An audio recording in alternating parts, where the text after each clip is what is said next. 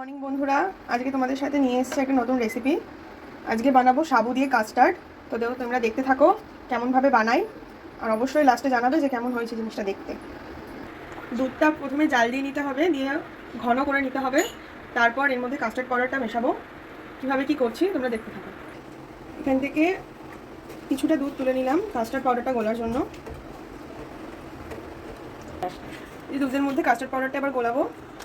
আমি এখানে 2 চামচ কাস্টার্ড পাউডার দিচ্ছি, দিয়ে এটা ভালো করে এখন গুলিয়ে রাখবো।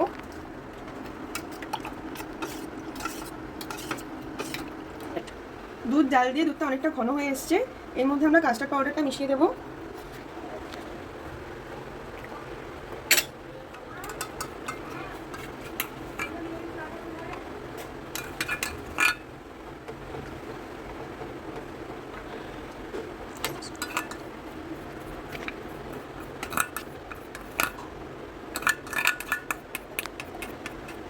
এটা ভালো করে মিশিয়ে নিতে হবে।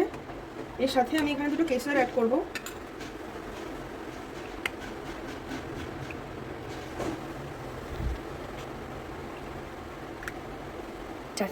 এখানে চিনি অ্যাড করতে হবে।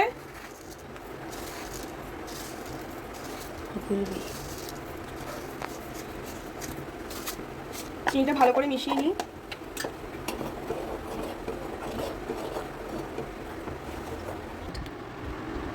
এখন এটা আমি ঢেলে দিই, দিয়ে ঠান্ডা হয়ে গেলে ফ্রিজে ঢুকিয়ে রাখবো।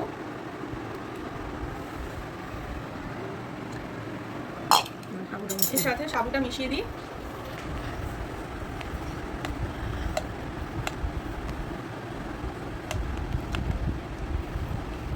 তোমরা অবশ্য বাড়িতে বানিয়ে খেয়ে দেখবে এবং জানাবে কেমন হয়েছে।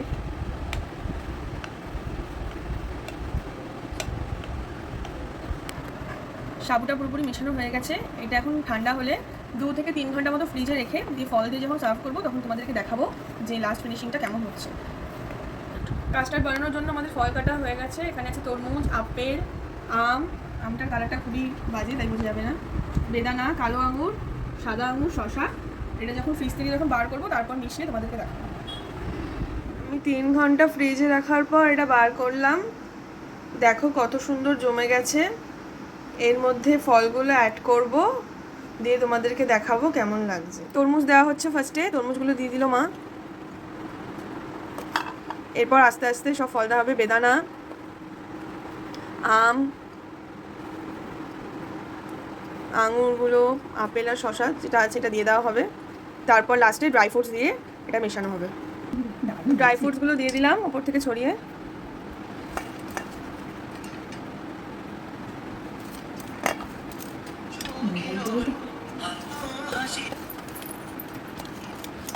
কেমন লাগছে তোমরা অবশ্যই কমেন্টে জানিও।